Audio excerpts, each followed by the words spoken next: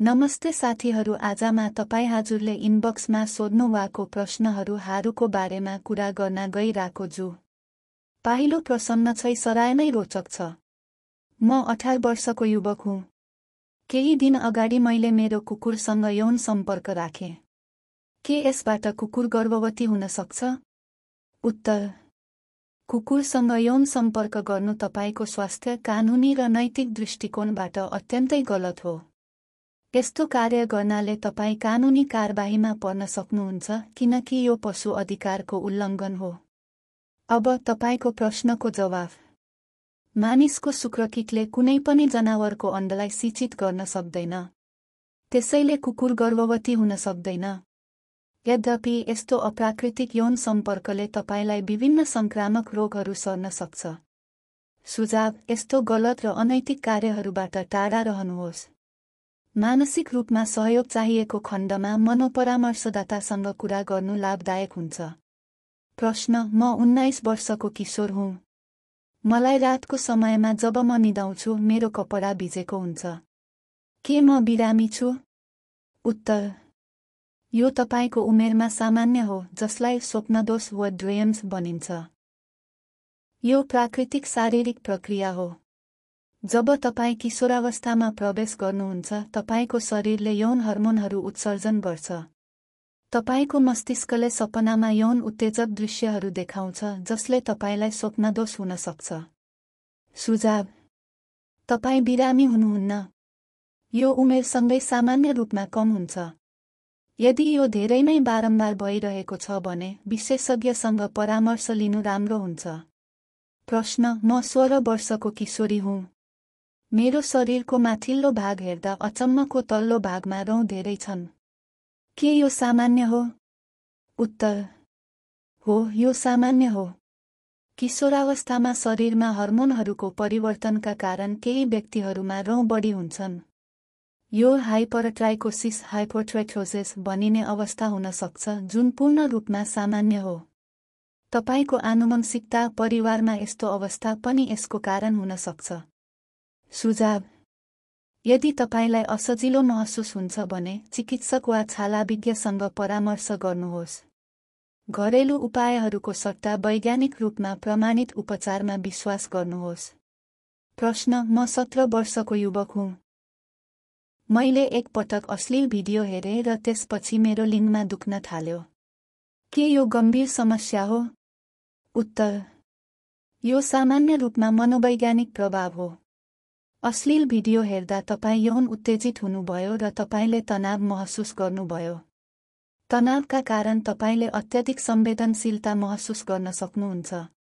शारीरिक रूपमा कुनै गम्भीर समस्या हुने सम्भावना कमै हुन्छ। सुझाव: चिन्ता नगर्नुहोस् र केही दिन आराम गर्नुहोस्। यदि दुखाइ लामो समयसम्म रहिरहन्छ भने चिकित्सकसँग परामर्श गर्नुहोस्। प्रश्न: म 18 वर्षको युवक हुँ। मेरो लिङ्गको आकार सानो छ भन्ने चिन्ता लाग्छ। के म यो बढाउन सक्छु? उत्तर: पहिलो कुरा, तपाईले बुझ्न आवश्यक छ कि लिङ्गको आकार प्राकृतिक रूपमा विभिन्न व्यक्तिमा फरक हुन्छ। औसत लिङ्गको आकार जब शिथिल हुन्छ लगभग 3-4 इन्च हुन्छ र उत्तेजित अवस्थामा 5-6 इन्च हुन्छ। विभिन्न उत्पादनहरू वा व्यायामहरूले लिङ्गको आकार स्थायी रूपमा बढाउँदैन। सुझाव: तपाईको आत्मविश्वास र यौन जीवन लिङ्गको आकारमा निर्भर गर्दैन। स्वस्थ जीवनशैली अपनाउनुहोस् र आत्मविश्वास बढाउनुहोस्। शङ्का भएमा विशेषज्ञसँग परामर्श लिनु राम्रो हुन्छ। प्रश्न: म 20 वर्षको युवक हुँ।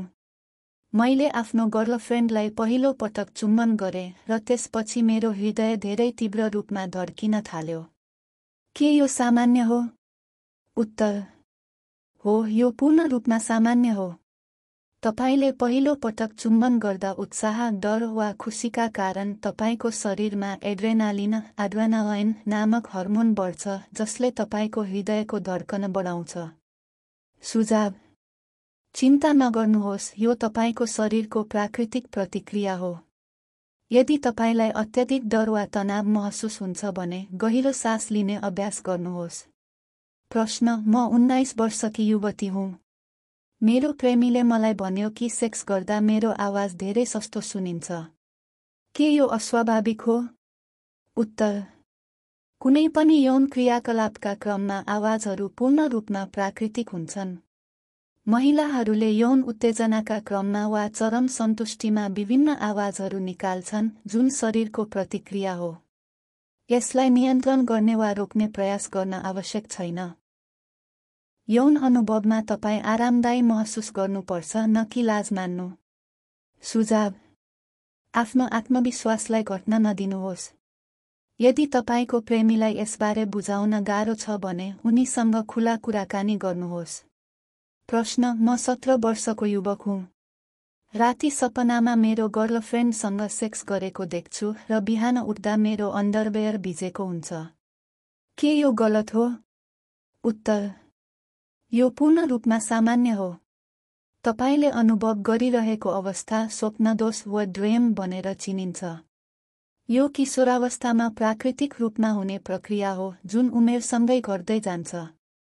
जब तपाईँ निदाउँदा यौन सम्बन्धी सपना देख्नुहुन्छ, तपाईको शरीरले स्वतः शुक्रकीट उत्सर्जन गर्छ। सुझाव: चिन्ता नगर्नुहोस्, यो कुनै समस्या होइन। स्वास्थ्यकर जीवनशैली अपनाउनुहोस्, पर्याप्त सुत्नुहोस् र तनाव कम राख्नुहोस्। प्रश्न: म 18 वर्षको युवक हुँ। मैले एक दिनमा 5 पटक हस्तमैथुन गरेँ। के यो मेरो स्वास्थ्यलाई असर गर्छ? उत्तर: हस्तमैथुन एउटा प्राकृतिक शारीरिक प्रक्रिया हो, तर धेरै पटक गर्ने हो भने यसले तपाईको मानसिक र शारीरिक स्वास्थ्यमा असर गर्न सक्छ। धेरै हस्तमैथुन गर्दा थकान, कमजोरी, मानसिक तनाव र यौन जीवनमा समस्या निम्त्याउन सक्छ। तपाईको दैनिक गतिविधिमा हस्तमैथुनको कारणले अवरोध आउन थालेको छ भने यो समस्या हुन सक्छ।